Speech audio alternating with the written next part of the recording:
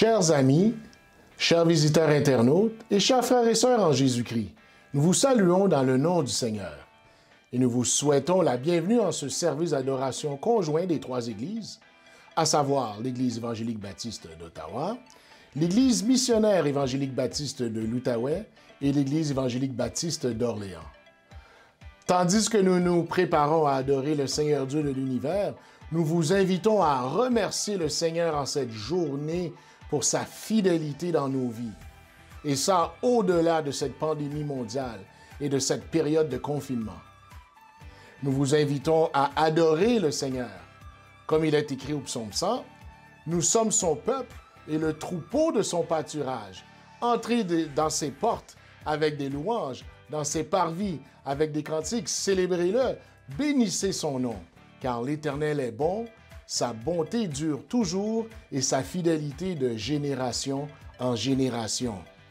Que l'on dise parmi les nations, Seigneur, tu es notre raison de vivre. Adorons ensemble l'Éternel, notre Dieu.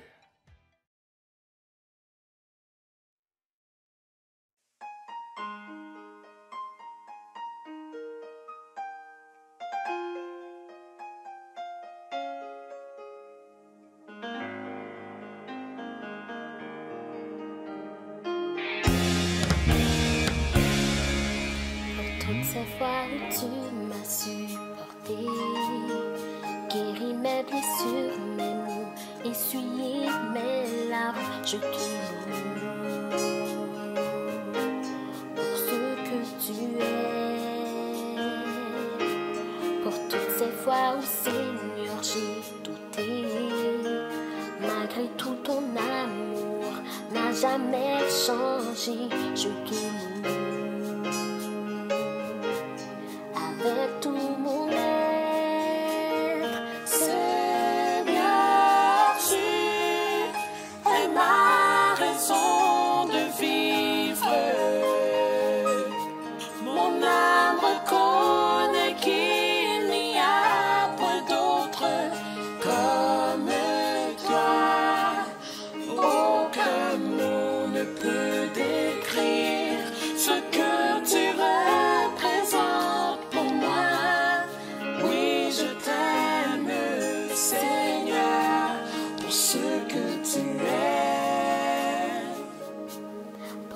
Fois où je n'ai cessé de tomber et même pensé à tout lâcher, tu m'as relevé, je te loue pour ce que tu es. Pour ces fois où ma mémoire s'est brouillée, pour oublier combien grande est ta fidélité.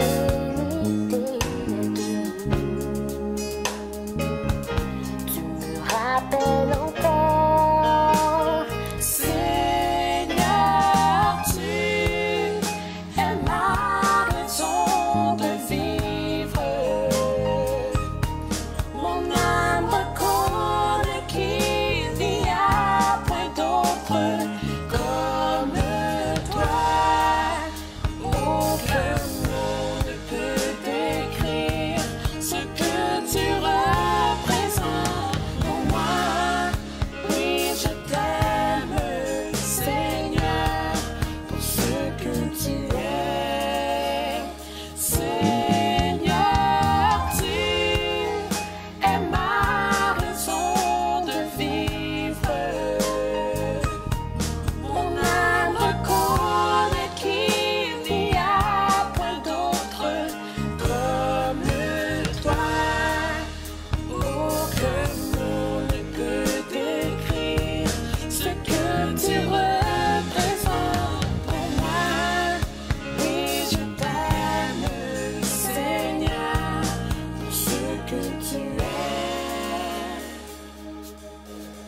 Je ne pourrai jamais payer le prix de ton calvaire sur la croix pour ma vie. Mon abri, mon secours, mon seul appui. Je te loue pour ce que tu es. Oh, je ne pourrai jamais payer le prix de ton calvaire sur la croix pour ma vie.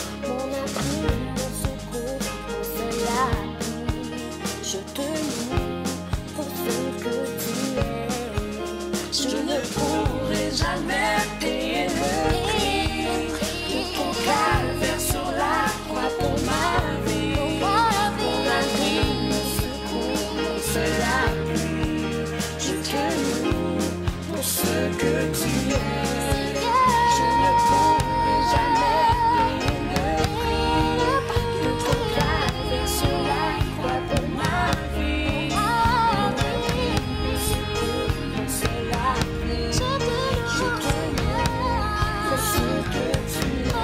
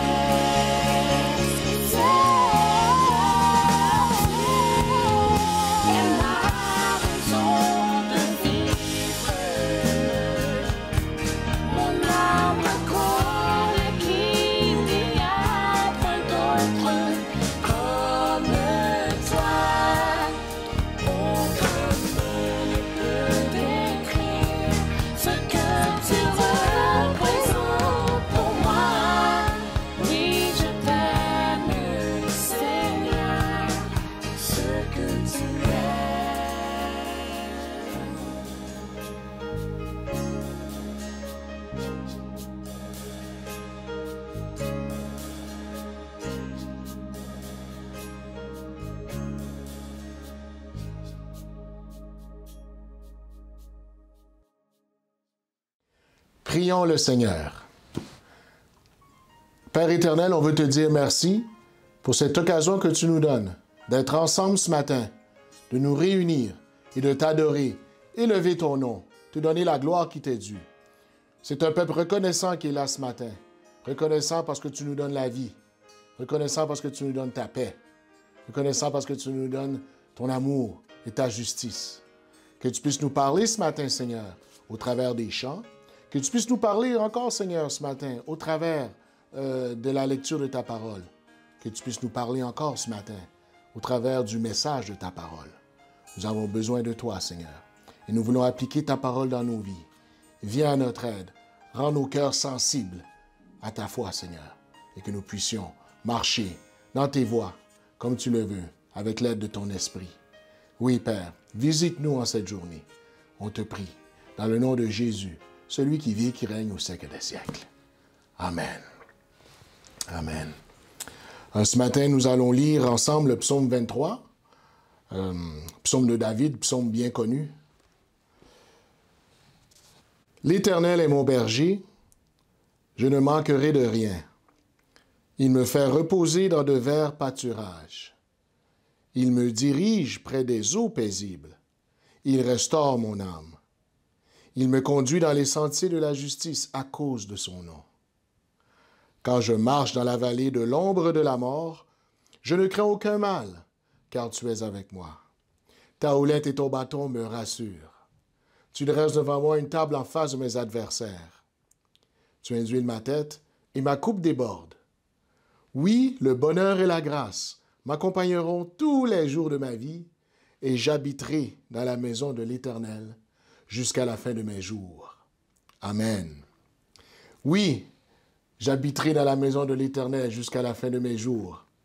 C'est-à-dire, je reviendrai à la maison de l'Éternel jusqu'à la fin de mes jours. Et nous sommes ensemble en ligne pour l'adorer, l'élever, le glorifier pour ce qu'il est pour nous. Amen.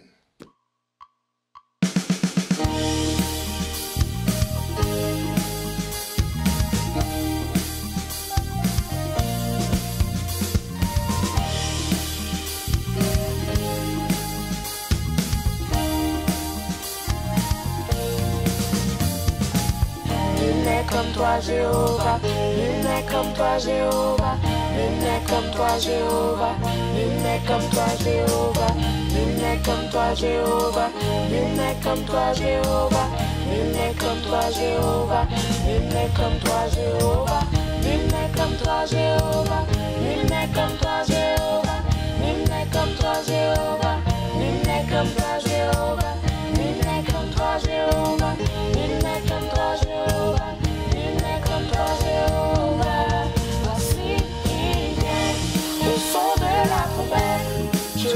chants les nuées, brillant comme le soleil, élève ta voix, c'est l'année du jubilé, et du mont Sion vient le salut.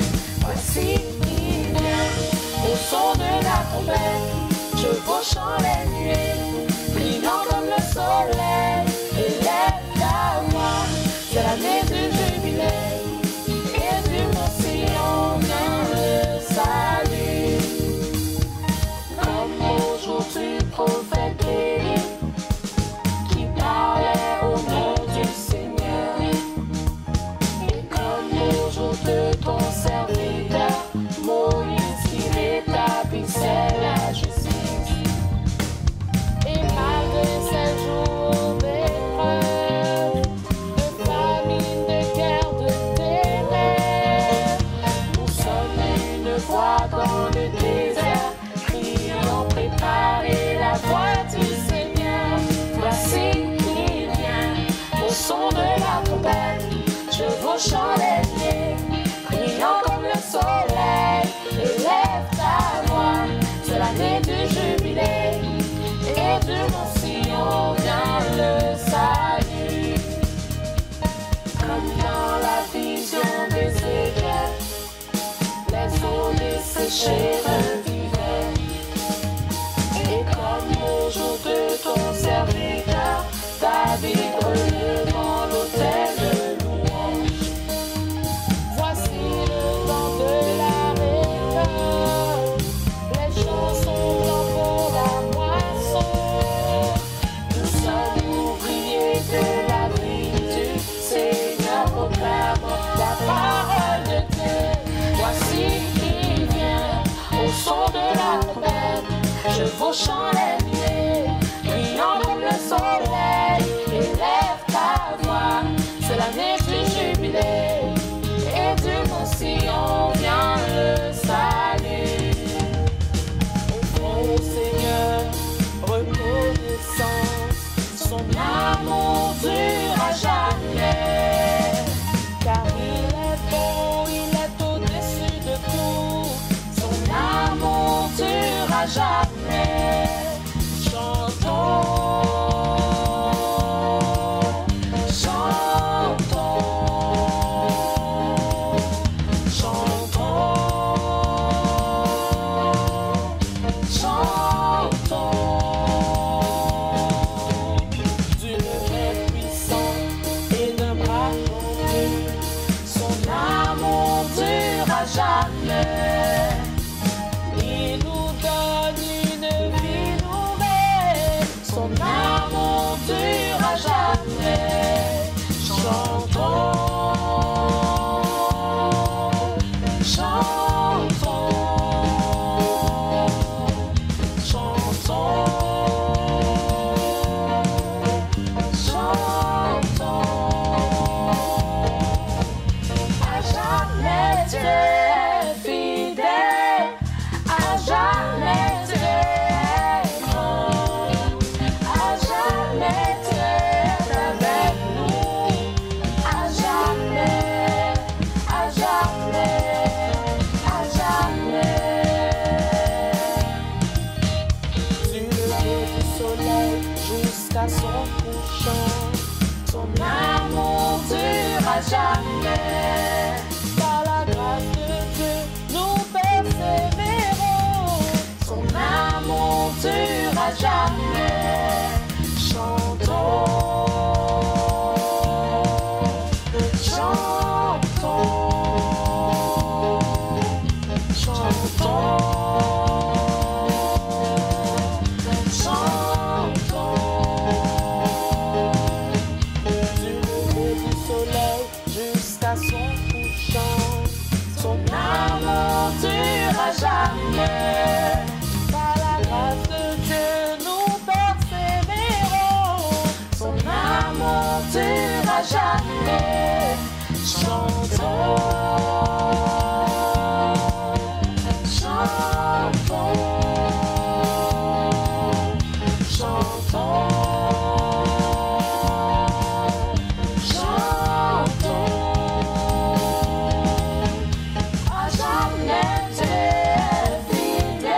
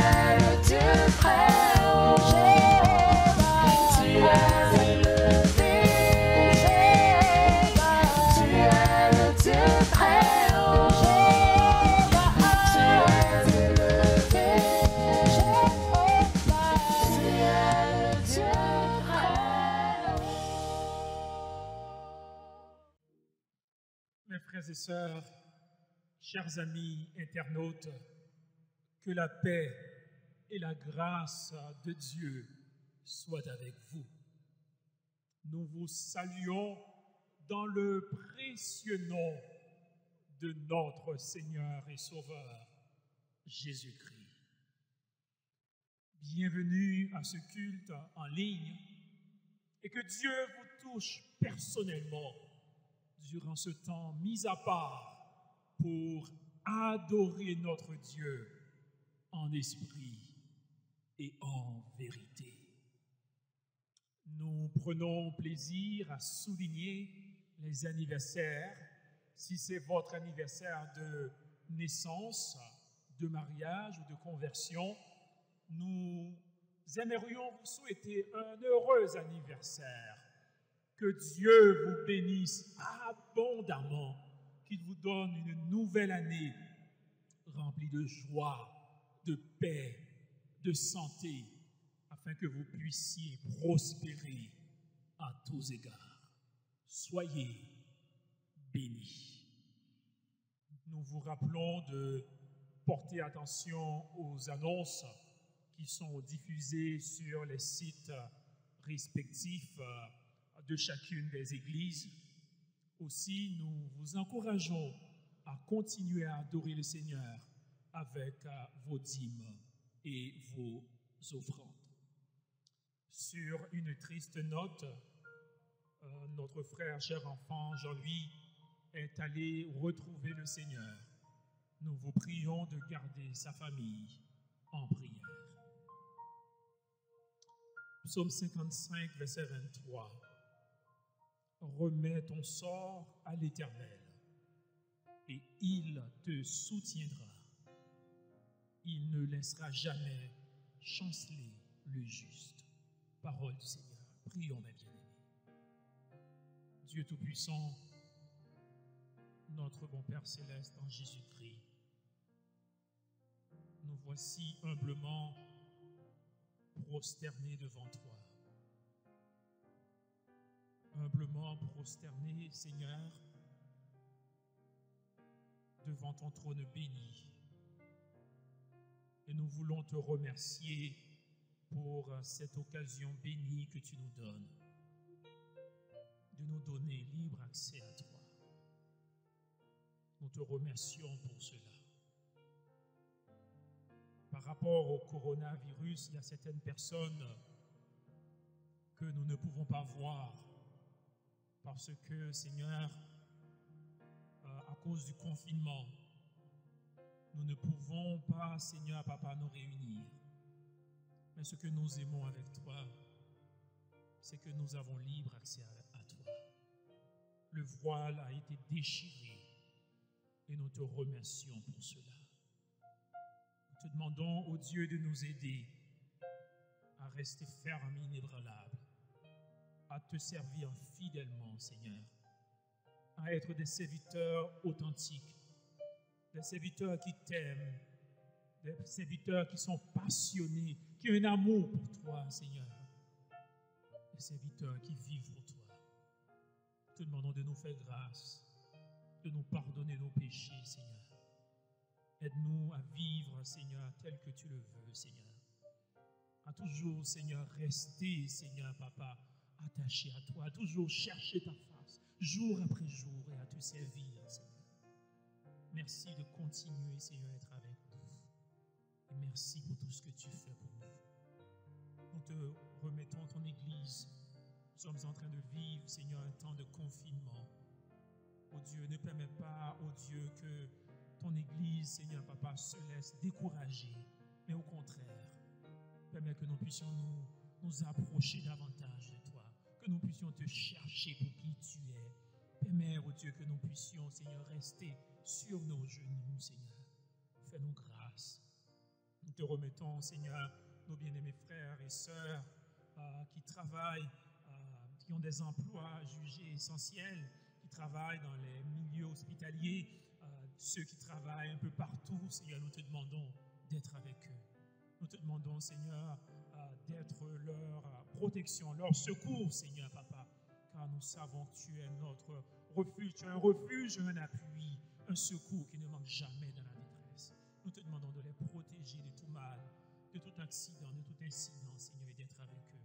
Nous te demandons de bénir ton Église, de nous protéger, Seigneur, Papa, car nous savons que c'est toi, Seigneur, c'est sur toi que nous pouvons compter. Fais-nous grâce. Au Père, nous te remettons les autorités, les dirigeants qui sont un peu débordés par rapport à la situation. Tu es celui qui peut leur donner sagesse, leur donner intelligence, Seigneur Papa, afin qu'ils puissent prendre les bonnes décisions, Seigneur Papa, afin qu'ils prennent des décisions, Seigneur Papa, oh Dieu, qui vont amener, Seigneur Papa, un soulagement. Nous te demandons, Papa, de les bénir, Seigneur Papa, et d'être avec eux. Nous te demandons, oh Dieu Tout-Puissant, de toucher, de bénir les chercheurs, ceux qui sont en train de travailler pour trouver un médicament ou un vaccin, Seigneur Papa, pour le coronavirus. Nous te demandons de leur donner intelligence, de leur donner savoir-faire, Seigneur Papa, afin qu'ils puissent trouver, Seigneur, ce médicament dans les meilleurs délais. Papa, bénis ton serviteur, Pasteur Guy, qui va proclamer ta parole, qu'il parle de ta part avec assurance, avec clarté, Seigneur Papa, parce que nous avons besoin non seulement d'écouter ta parole, mais de la mettre en pratique, afin d'être, Seigneur, les serviteurs que tu veux que nous soyons. Bénis, Seigneur Papa, nous allons prendre, Seigneur Papa, ton repas. Nous allons prendre, Seigneur Papa, la Sainte Seine. Bénis ce repas que nous allons prendre, Seigneur Papa. Et bénis-nous, Seigneur, permets que nous puissions être toujours disposés, Seigneur Papa, à prendre ce repas, Seigneur, mois après mois, peu importe ce qui arrive, afin que nous puissions nous remettre totalement en toi. C'est au nom de Jésus, notre Seigneur et Sauveur, nous t'avons prié. Amen. Bien-aimés, bienvenue à la table du Seigneur. Le repas du Seigneur est un mémorial qui nous rappelle ce que notre Seigneur Jésus-Christ a fait pour nous racheter et pour nous réconcilier avec son Père. Éphésiens 2, versets 11 à 13, nous donne un résumé magnifique de tout ce que notre Seigneur et Sauveur a fait pour nous. Je lis les versets 11 à 13. C'est pourquoi vous, autrefois païens dans la chair, appelés incirconcis par ceux qu'on appelle circoncis, et qui le sont en la chair par la main de l'homme. Souvenez-vous que vous étiez en ce temps-là sans Christ, privés du droit de cité en Israël, étrangers aux alliances de la promesse, sans espérance et sans Dieu dans le monde. Mais maintenant, en Jésus-Christ, vous qui étiez jadis éloignés, vous avez été rapprochés par le sang de Jésus-Christ. Mes bien-aimés, en prenant le repas du Seigneur, nous nous souvenons de ces faits, ce que nous étions et ce que nous sommes maintenant en Jésus-Christ. Ce que cela a coûté à notre Sauveur, ce qu'il a payé pour nous racheter. C'est pour cela que la Sainte Seine est pour ceux qui sont sauvés, ceux qui aiment et qui suivent Jésus-Christ.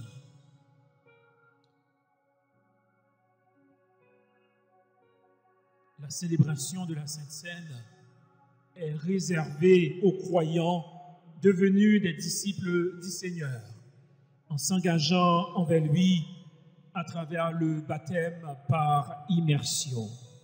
Mais elle est aussi un appel aux pécheurs à se repentir avant que la porte de la grâce ne se ferme et qu'il soit trop tard pour accepter l'invitation de notre Dieu.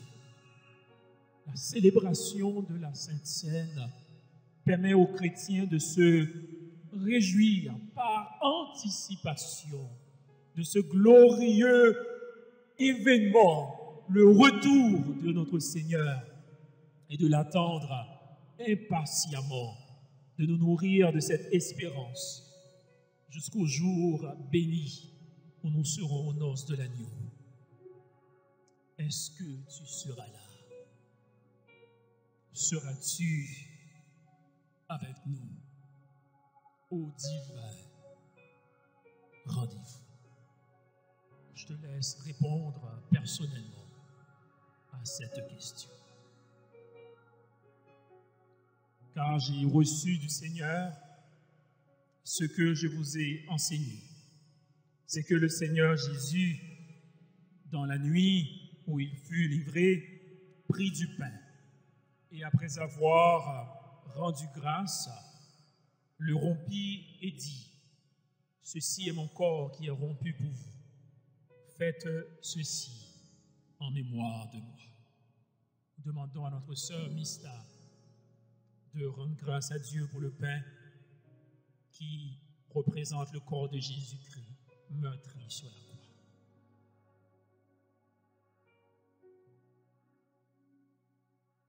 Père Céleste, nous te disons merci.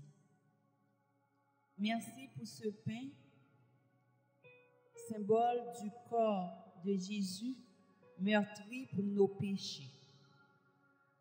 Papa, fais-nous grâce, afin que ce symbole ne soit pas un rituel mensuel, mais donne-nous, Seigneur, de vivre selon ta parole et que nos vies puissent te glorifier en toutes choses et en toutes circonstances. Dans le précieux nom de Jésus, notre Sauveur et Rédempteur, je te prie. Amen. Amen.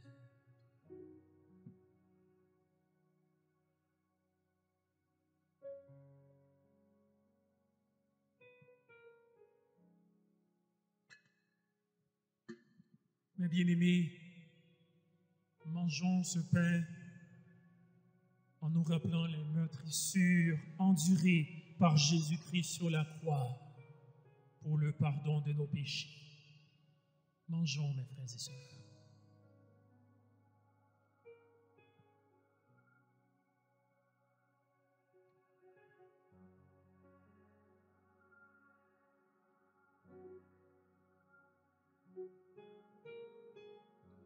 De même, après avoir soupé,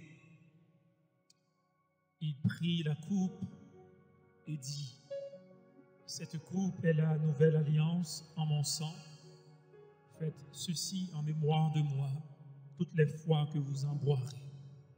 Car toutes les fois que vous mangez ce pain et que vous buvez cette coupe, vous annoncez la mort du Seigneur jusqu'à ce qu'il vienne. » Nous demandons à notre frère Alan Pierre de rendre grâce à Dieu pour le fruit de la vigne.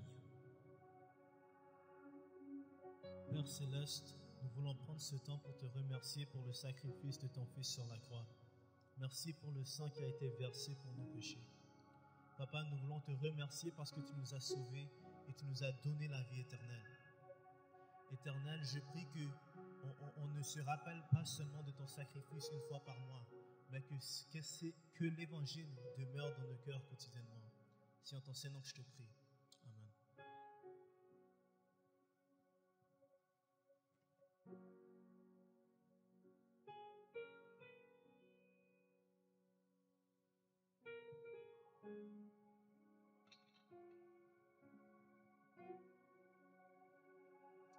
Mes bien-aimés, buvons cette coupe en nous rappelant que sans effusion de sang, il n'y a pas de pardon.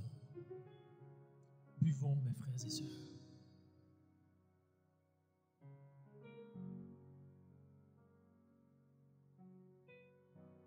Ô Père, quelle grâce de pouvoir participer à ta sainte table. C'est un privilège, Seigneur, immérité. Et nous voulons tout simplement te remercier pour cela. Merci de ce que nous sommes tes serviteurs.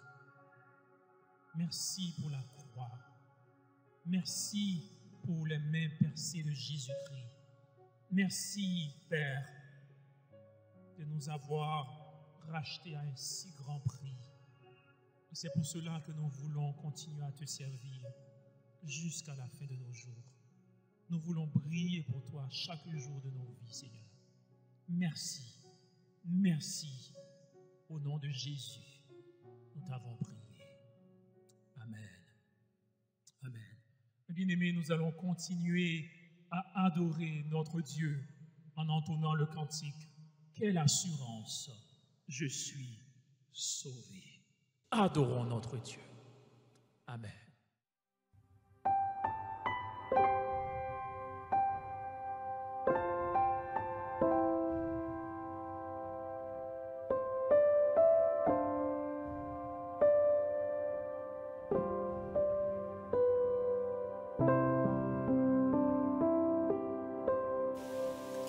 Quelle assurance,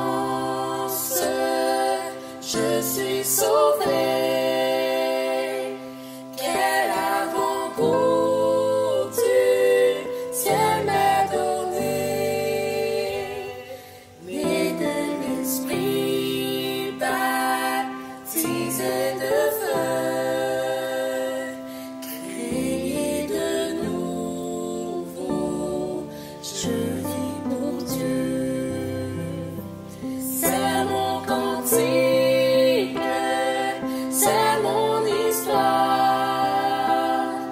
Alléluia, je chante à sa gloire. Gloire, alléluia, gloire au Sauveur. Gloire éternelle à mon Rédempteur. Quelle assurance, je suis joyeux.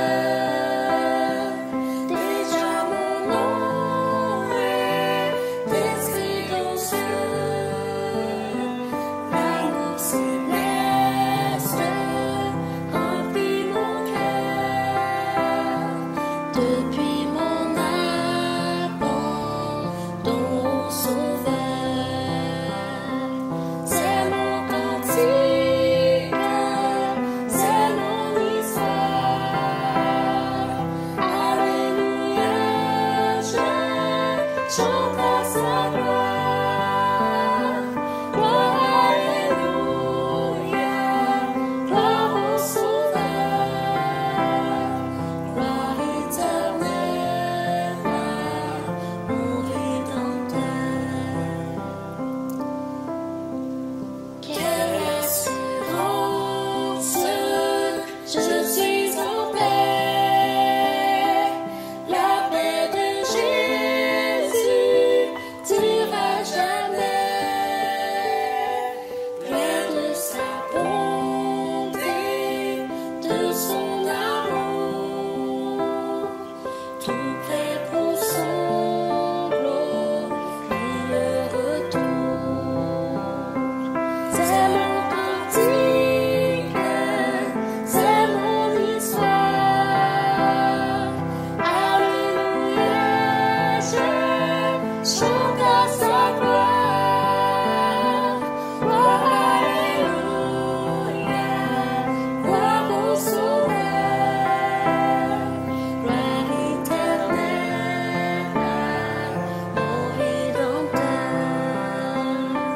C'est mon cantique, c'est mon histoire. Alléluia, je chante à sa gloire. Gloire, alléluia, gloire au Sauveur. Gloire éternelle à mon Rédempteur. Gloire éternelle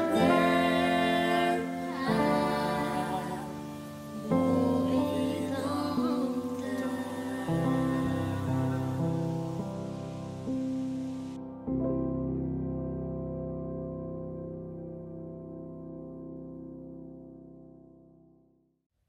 Frères et sœurs, l'heure est maintenant venue de nous mettre à l'écoute de la parole de Dieu. Et le texte de notre méditation se trouve dans la première épître de Paul aux Thessaloniciens, chapitre 2, verset 17, au chapitre 3, verset 8. Et je vais lire pour vous, suivez avec moi à la maison. Pour nous, frères, après avoir été quelque temps séparés de vous, de corps mais non de cœur, nous avons eu d'autant plus ardemment le vif désir de vous voir. Aussi, voulions-nous aller vers vous, du moins moi, Paul, une et même 2 fois. Mais Satan nous en a empêchés. Qui est en effet notre espérance ou notre joie ou notre couronne de gloire? N'est-ce pas vous aussi devant notre Seigneur Jésus lors de son avènement? Oui, vous êtes notre gloire et notre joie. C'est pourquoi, impatients que nous étions et nous décidant à rester seuls à Athènes, nous envoyâmes Timothée, notre frère, ministre de Dieu dans l'évangile de Christ, pour vous affermir et vous exhorter au sujet de votre foi, afin que personne ne fût ébranlé au milieu des tribulations présentes, car vous savez vous-même que nous sommes destinés à cela. Et lorsque nous étions auprès de vous, nous vous annoncions d'avance que nous serions exposés à des tribulations, comme cela est arrivé et comme vous le savez. Ainsi, dans mon impatience, j'envoyais m'informer de votre foi, dans la crainte que le tentateur ne vous eût tenté et que nous n'eussions travaillé en vain. Mais Timothée, récemment arrivé de chez vous, nous a donné de bonnes nouvelles de votre foi et de votre charité, et nous a dit que vous avez toujours de nous un bon souvenir, désirant nous voir comme nous désirons aussi vous voir. En conséquence, frères, au milieu de toutes nos calamités et de nos tribulations, nous avons été consolés à votre sujet à cause de votre foi. Car maintenant nous vivons, puisque vous demeurez fermes dans le Seigneur. Amen. Parole du Seigneur. Nous allons prier selon les mots de l'apôtre Pierre que nous trouvons en 1 Pierre 4, versets 10 et 11. Comme de bons dispensateurs des diverses grâces de Dieu, que chacun de vous mette au service des autres le don qu'il a reçu. Si quelqu'un parle, que ce soit comme annonçant les oracles de Dieu. Si quelqu'un remplit un ministère, qu'il le remplisse selon la force que Dieu communique, afin qu'en toute chose, Dieu soit glorifié par Jésus-Christ, à qui appartiennent la gloire et la puissance au siècle des siècles. Amen. Amen. Frères et sœurs, une joie de vous retrouver encore. Et c'est une grâce excellente que d'être en vie pour pouvoir partager la parole avec vous, parce que tout ce que nous voyons maintenant montre que la vie est une grâce. Et j'aime beaucoup ces mots de David au psaume 115. Ce ne sont pas les morts qui te célèbrent, qui célèbrent l'Éternel. Ce n'est aucun de ceux qui descendent dans le lieu du silence. Mais nous bénirons l'Éternel dès maintenant et à jamais. Et David dit, louez l'Éternel. Ce dimanche, frères et sœurs, marque déjà le 8e dimanche depuis que nous sommes dans le confinement, 2 mois, et nous sommes forcés de nous voir à distance.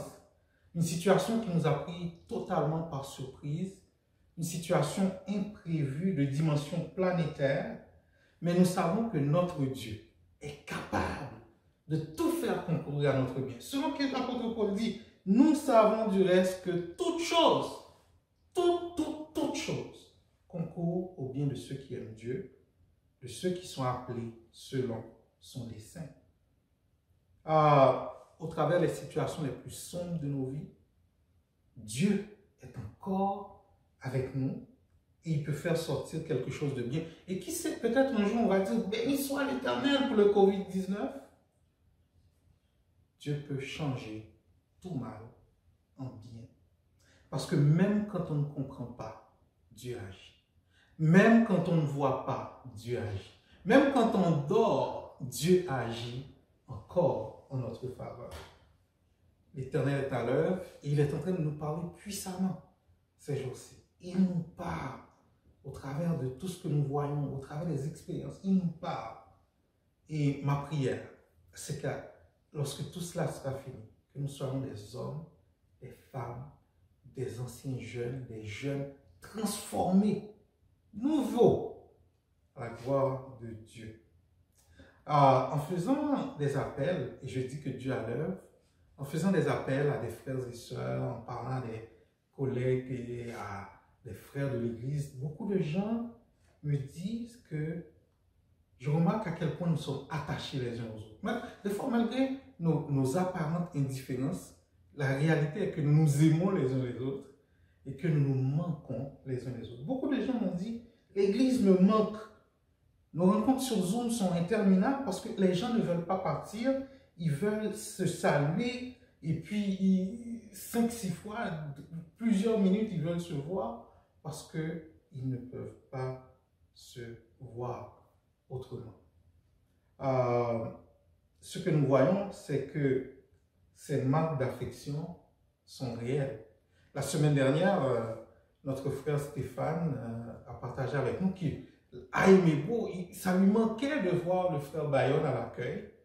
Et notre jeune sœur Mirjo a dit, on voit les gens sur Zoom, mais Zoom, c'est pas pareil. Évidemment que c'est pas pareil, ma sœur, parce que nous sommes des hommes, des femmes dotés de sens que Dieu nous a donné, parce que nous aimons nous voir, nous aimons nous toucher, nous aimons nous entendre, nous aimons être près l'un de l'autre.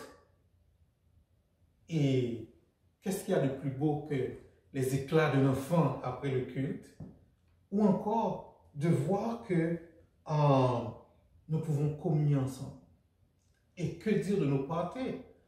C'est certainement pas de faim qu'on mourra dans cette église, ça c'est sûr. Et nous aimons nous taquiner les uns les autres. Et je crois qu'à divers degrés, nous avons tous réalisé que l'église, la communion des frères et sœurs nous manque. Ce qui nous manque, ce n'est pas l'édifice, ce n'est pas les bancs, ce n'est pas la porte.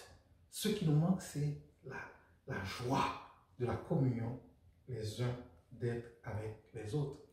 Une sœur m'a appelé cette semaine pour me dire que les activités d'Awana allaient reprendre. Et elle me dit à la toute fin de la conversation, nous avons tellement hâte de voir les enfants. J'ai entendu là la voix d'une maman, la voix d'une sœur qui aime les enfants. Pour ma part, je suis sûr que je peux parler pour moi et pour les autres pasteurs. L'église nous manque. C'est-à-dire la communion des frères et sœurs nous manque. La proximité des frères et sœurs nous manque. Et c'est vraiment le 12 avril dernier, jour de Pâques, de voir qu'un jour de Pâques, on se lève et on ne va pas dans la maison du Seigneur, dans le temple, pour célébrer Jésus-Christ ressuscité, chanter avec les frères et sœurs, chanter avec une chorale. Et là, on voit l'ampleur. C'est cette journée-là que j'ai réalisé l'ampleur de ce que nous étions en train de vivre.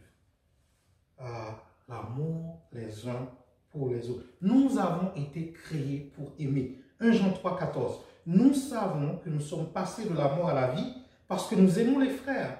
Celui qui n'aime pas demeure dans la mort. Un auteur a utilisé l'illustration suivante pour démontrer l'amour chrétien. Il a dit que habituellement, on donne les rapports dans nos assemblées en termes de montant de dîmers offrandes, montant nombre de visiteurs, nombre de gens présents au culte, nombre de gens à l'école du dimanche. Mais il a dit que ne serait-ce pas quelque chose si nous avions une mesure ou un tableau qui dirait que cette semaine, notre amour a continué d'augmenter de plus en plus. Nous avons augmenté en amour de 70% de la semaine dernière. Et si nous pouvions mesurer l'amour, ça dirait beaucoup. Et c'est là la clé. C'est ce que Paul leur a dit d'abonder. C'est leur amour chrétien. Et Philippiens 1,9, Paul dit, et ce que je demande dans mes prières, c'est que votre amour augmente de plus en plus. Oh, combien il est important quand les gens viennent dans l'église, qu'ils sentent qu'il y a de l'amour dans l'église de façon tangible. Nous avons de l'amour, certes, mais comme Paul, nous devons continuer à augmenter de plus en plus dans l'amour. L'amour, c'est vrai, mais qu'en est-il de l'amour lorsque les temps sont difficiles? Dans les temps où de pandémie, dans les temps de crise.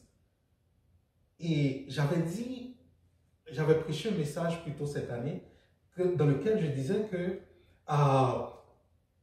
sur le chemin de la foi, il y a des tests.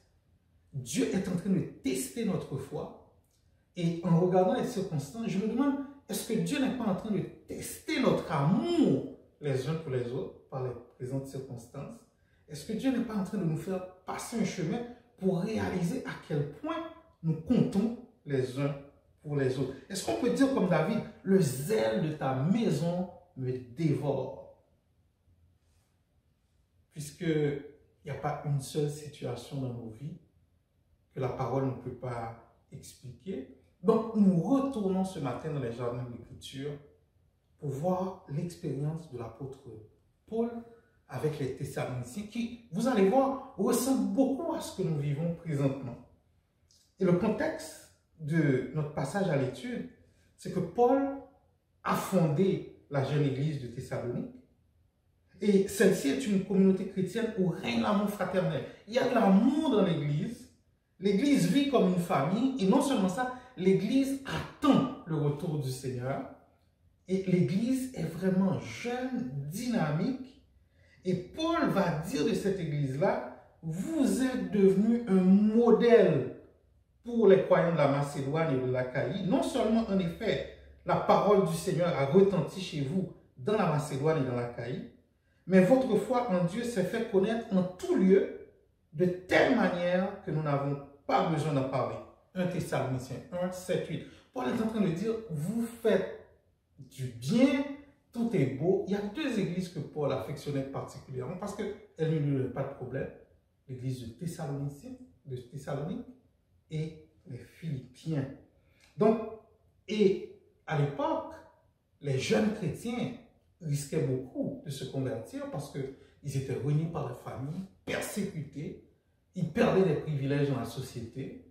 Et là, Paul était fier de ce que ces jeunes personnes dans la foi venaient à l'évangile. Et non seulement ça, mais Paul aimait cette église, plein de douceur.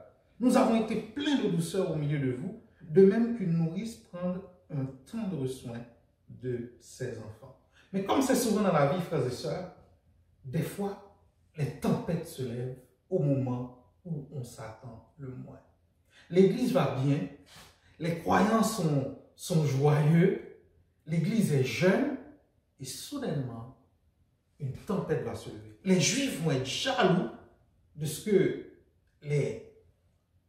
l'église augmente en nombre, et le séjour de Paul à Thessalonique va être brutalement interrompu. On lit ça dans Acte 17.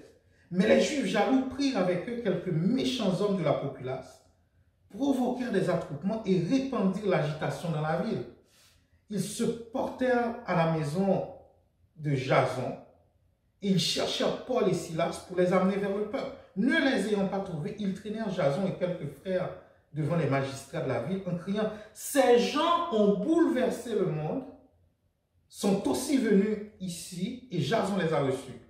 Ils agissent tous contre les édits de César, disant qu'il y a un autre roi, Jésus. » Par ces paroles, ils émurent la foule et les magistrats, qui ne laissèrent aller Jason et les autres qu'après avoir obtenu d'eux une caution, aussitôt les frères firent partir de nuit Paul et Silas vers Bérée. Donc, les Juifs sont jaloux, ils provoquent une sorte d'émeute.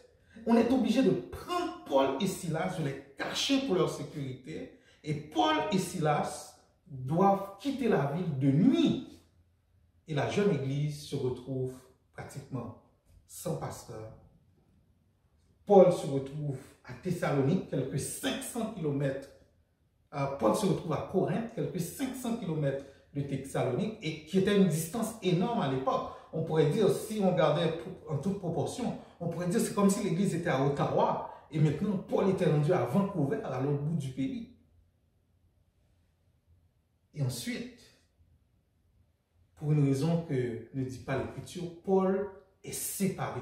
Paul est dans le confinement à Corinthe, l'église est à Thessalonique, et la question qui demeure maintenant, qui se pose, c'est à savoir, est-ce que Paul va aimer l'Église comme lorsqu'il était à Thessalonique? Et est-ce que les croyants de Thessalonique vont aimer Paul maintenant que Paul est rendu pratiquement à l'autre bout du monde?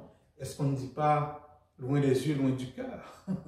Loin des yeux, loin du cœur. Et Paul va se souvenir aussi qu'il avait été chassé de la ville par les Juifs jaloux. Et on ne sait pas la relation qui va évoluer. Et lorsqu'il y a l'amour, frères et sœurs, on va voir 3 principes de ce texte. C'est que l'amour fraternel authentique se soucie des frères et des sœurs. Premier point. L'amour fraternel authentique agit, prend action. Il n'y a pas d'amour sans action.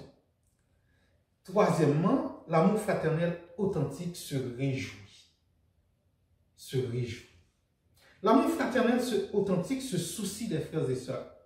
Dans les temps troubles, lorsqu'il y a des difficultés, très souvent la réaction humaine, c'est le me, myself and I. C'est d'abord ses intérêts. Souvenez-vous, au début de la pandémie actuelle, les gens se sont rués sur les magasins. Il y avait des lignes et curieusement, les rouleaux de papier de toilette, les désinfectants purels, ces choses-là étaient devenues pratiquement introuvables. Parce que les gens pensaient d'abord à eux-mêmes et à la sécurité de leur famille. Mais l'amour fraternel, l'amour chrétien, la Bible nous dit que l'ami aime en tout temps et dans le malheur, il se montre un frère. Donc, Paul, passionné non seulement de l'église de Thessalonique, mais de l'église chrétienne en général, Paul va dire aux Thessaloniciens, nous aurions voulu, dans notre vive affection pour vous, non seulement vous donner l'évangile de Dieu, mais encore nos propres vies, tant vous nous étiez devenus chers. Paul est en train de dire, on était prêt à mourir pour vous. Celui qui aime de l'esprit va aimer les frères. Il va aimer les frères et les sœurs. Et cet évangile qui opère des transformations salutaires, une église, par exemple, va survivre sans une grande chorale.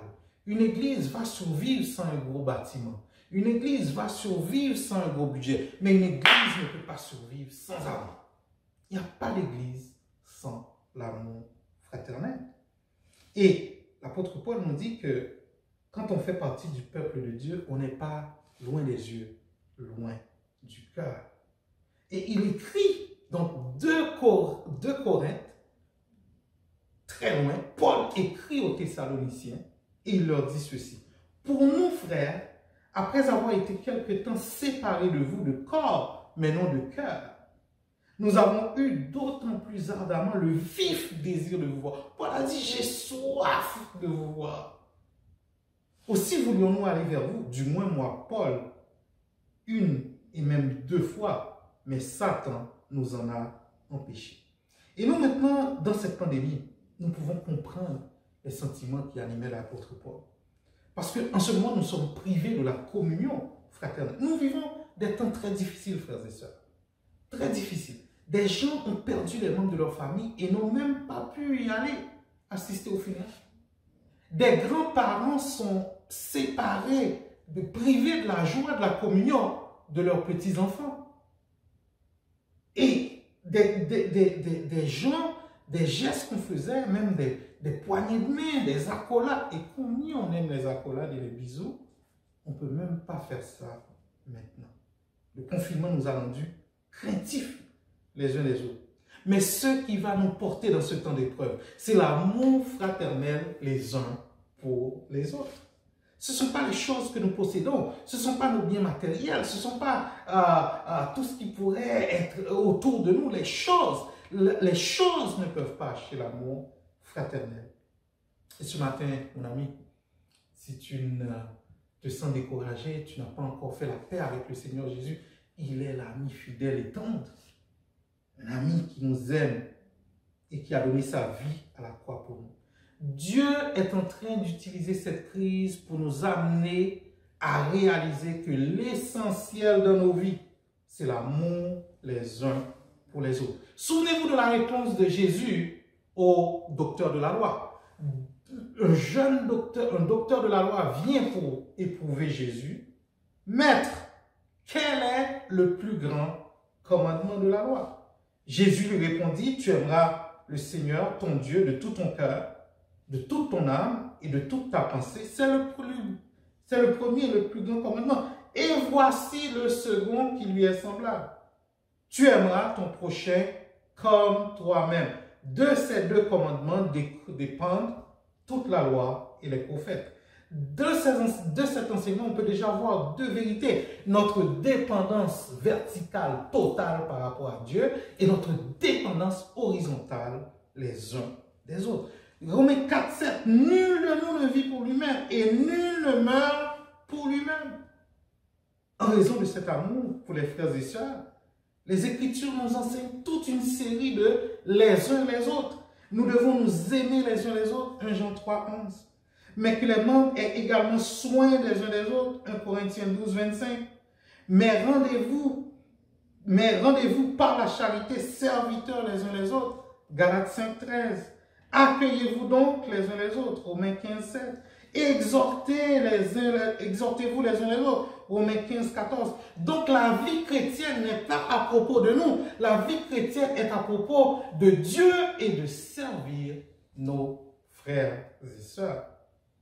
Et nous voyons ici que l'apôtre Paul, qui considère les chrétiens thessaloniques comme ses propres enfants spirituels, il les appelle sa couronne de gloire.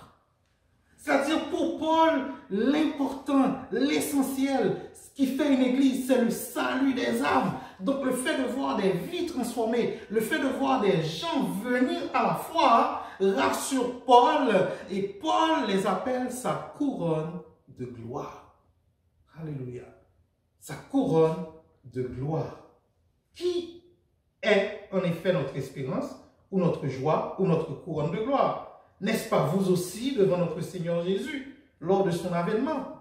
Oui, vous êtes notre couronne de gloire et notre joie. L'amour fraternel se soucie des autres. L'amour fraternel veut le salut des autres.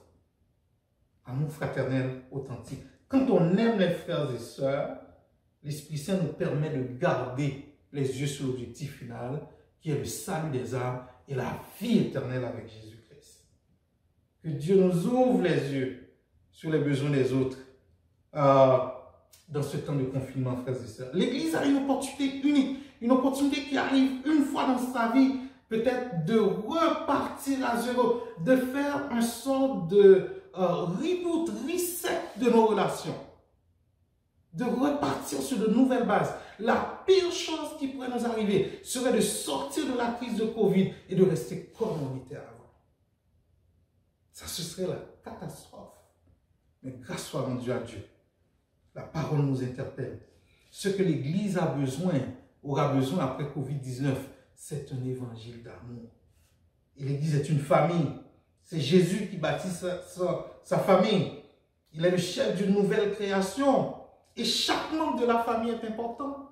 C'est pour ça que le psalmiste dit au psaume 113, « Qui est semblable à notre Dieu ? Il a sa demeure en haut, il abaisse les regards sur les cieux et sur la terre. De la poussière, il retire le pauvre. Du fumier, il relève l'indigent pour les faire asseoir avec les grands de son peuple. Il nous donne une maison à celle qui était stérile. Il en fait une mère joyeuse au milieu de ses enfants. Louez l'Éternel. Si nous sommes là où nous sommes aujourd'hui, c'est parce que Jésus nous a aimés d'abord. Alléluia. Il est fidèle. Dieu est du côté aussi des faibles.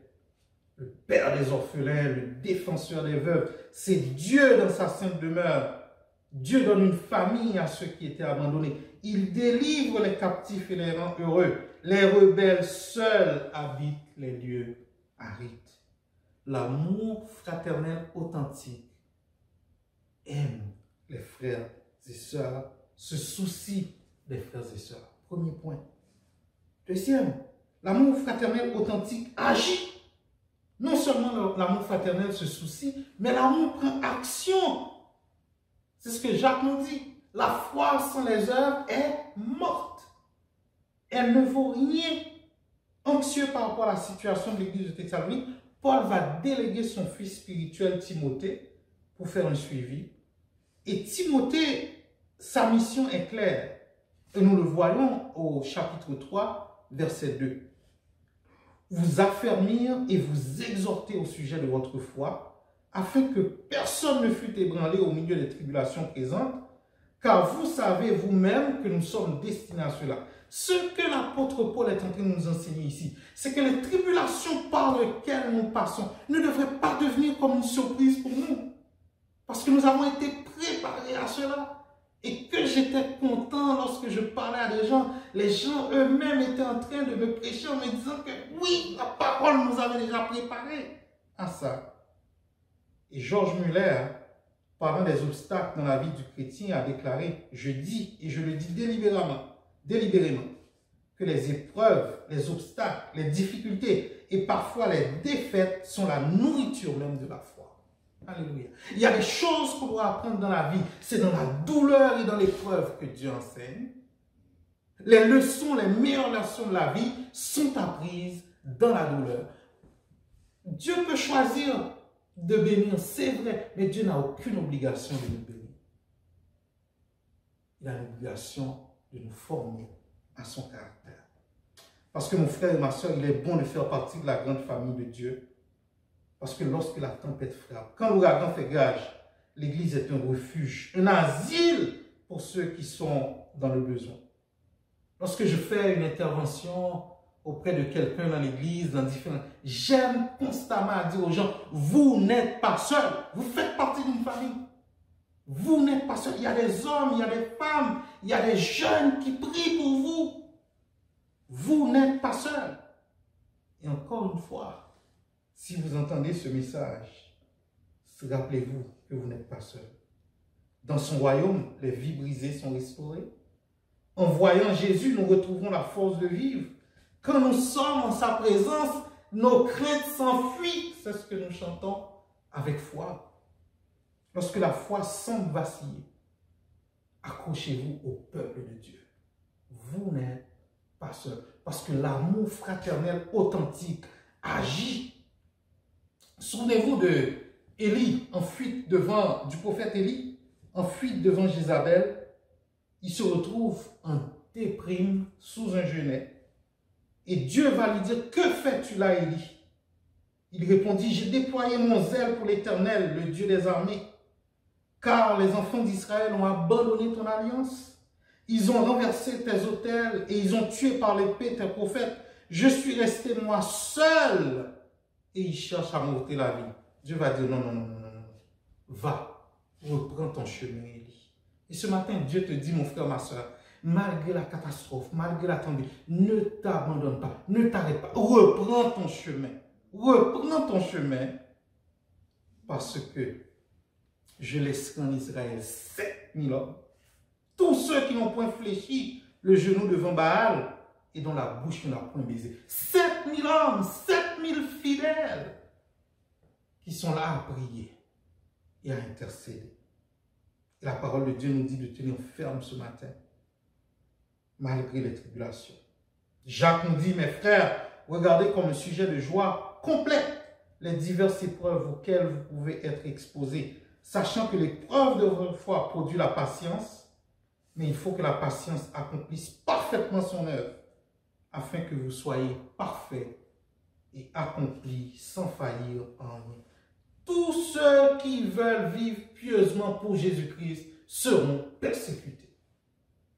Et Paul va leur dire, quand nous étions avec vous, nous vous annoncions d'avance que vous seriez exposés à des tribulations. Comme cela est arrivé et comme vous le savez. Si un bon frère, ma soeur, si un bon jeune dans la foi, parce que Jésus agit encore. Acte 14, verset 22. C'est par beaucoup de tribulations qu'il nous faut rentrer dans le royaume de Dieu. Et Jésus, en parlant des tribulations, il dit, je vous ai dit ces choses, afin que vous ayez la paix en moi. Vous aurez des tribulations dans le monde, mais prenez courage, car j'ai vaincu le monde. L'amour fraternel authentique se soucie des frères et sœurs. L'amour fraternel authentique agit. Et maintenant, nous allons voir l'amour fraternel authentique se réjouit. Alléluia. Être capable de se réjouir du bonheur d'une autre personne est une grâce excellente de l'Éternel. Oui, frères et sœurs, si le monde vous envie pour vos succès, sans vous détester pour les bénédictions dans vos vies, la personne qui a été transformée par l'évangile de grâce est capable de se réjouir pour vous. Capable de se réjouir que vous avez eu ce diplôme. Capable de se réjouir que vous avez eu cette bénédiction. Capable de se réjouir que votre vie a été transformée par l'évangile de la grâce. Car Tite nous dit, car nous aussi, nous étions autrefois insensés, désobéissants, égarés, asservis à toutes sortes de convoitises et de voluptés, vivant dans la méchanceté et dans l'envie, dignes d'être haïs et nous haïssant les uns les autres dans la vie passée. Mais grâce soit rendue à Dieu. L'évangile de la croix nous a transformés. Transformés par l'évangile. Et l'apôtre Paul se réjouit des nouvelles. Il dit, mais Timothée, récemment arrivé de chez vous, nous a donné de bonnes nouvelles de votre foi et de votre charité. Il se réjouit de ce qu'il entend de l'église de Thessalonique. Paul avait prié pour leur foi, avait prié pour qu'ils ne tombent pas dans les épreuves. Non seulement ils ont de la foi encore, mais ils ont augmenté en amour dans l'église. Et l'église n'a pas oublié Paul. Il nous a dit que vous avez toujours de nous un bon souvenir, désirant nous voir, comme nous aussi, nous désirons aussi vous voir. En conséquence, frères, au milieu de toutes nos calamités et de nos tribulations, nous avons été consolés à votre sujet à cause de votre foi. Ouf! Paul pousse un soupir de soulagement. Un ouf! En apprenant que les chrétiens de Thessalonique ont gardé la foi. Paul est encouragé par ceux qu'il a voulu encourager. Je ne sais pas si vous avez déjà fait cette expérience. Vous allez visiter quelqu'un de malade à l'hôpital, quelqu'un que vous pensiez qui était très affecté. Et lorsque vous sortez de cette visite, vous êtes encore plus encouragé que la personne. Alléluia. C'est la personne qui vous a encouragé. Et bien, c'est ce qui arrive à Paul ici. Il envoie Timothée. Et Timothée rappelle les nouvelles que Paul se sent fortifié, encouragé, parce que l'amour fraternel authentique est capable de se réjouir. Car maintenant nous vivons, puisque vous demeurez fermes dans le Seigneur. Eh bien, quelles sont les applications de ce message? Mon frère, ma soeur, jeunes, comme les Thessaloniciens, nous pouvons de manière concrète abonder de plus en plus en amour. Eh bien, que Dieu nous ouvre les yeux. Ok, Seigneur, comment je peux aimer davantage? Comment je peux être encore abondé, encore plus dans l'amour? Et c'est ce qu'il souhaite aux Thessaloniciens au chapitre 3. Que le Seigneur augmente de plus en plus parmi vous et à l'égard de tous cette charité que nous avons nous-mêmes pour vous. Comment moi je peux démontrer un amour concret pour mon église, ma famille, mes amis. Nous devons deuxièmement développer des stratégies pour partager l'évangile afin de gagner les âmes pour Christ. Allez, faites de toutes les nations des disciples, les baptisant au nom du Père et du Fils et du Saint-Esprit et enseignez-leur à observer tout ce que je vous ai prescrit.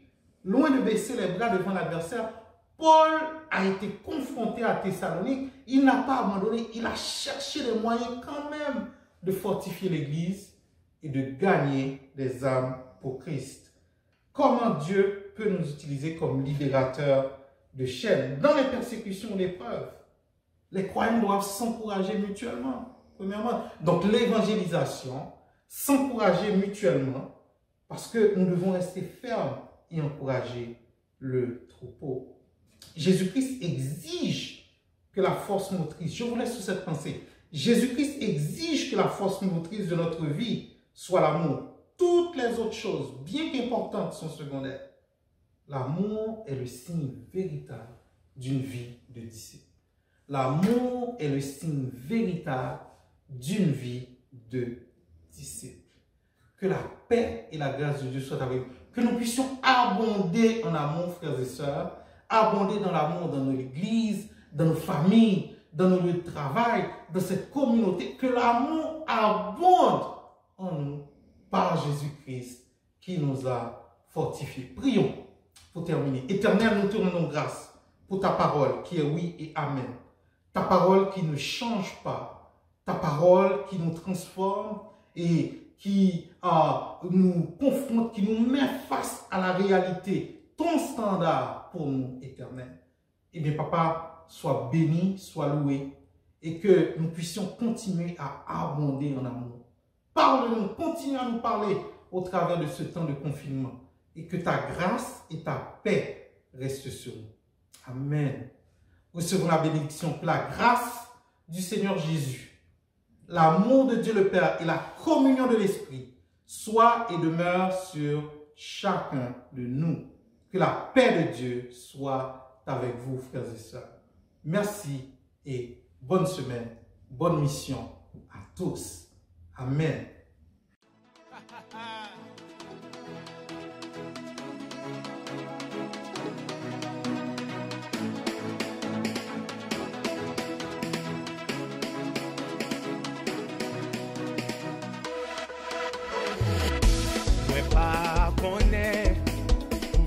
Nous saisir, les nous tant des nouvelles. Pays nous n'en problème. Pas quitter le fait que nous trembler. Oh non, non. Pas décourager. Si nous mettons ensemble, nos jours n'a pas suspendus. N'a pas avancé. Nous va ouais bel pays nous camper.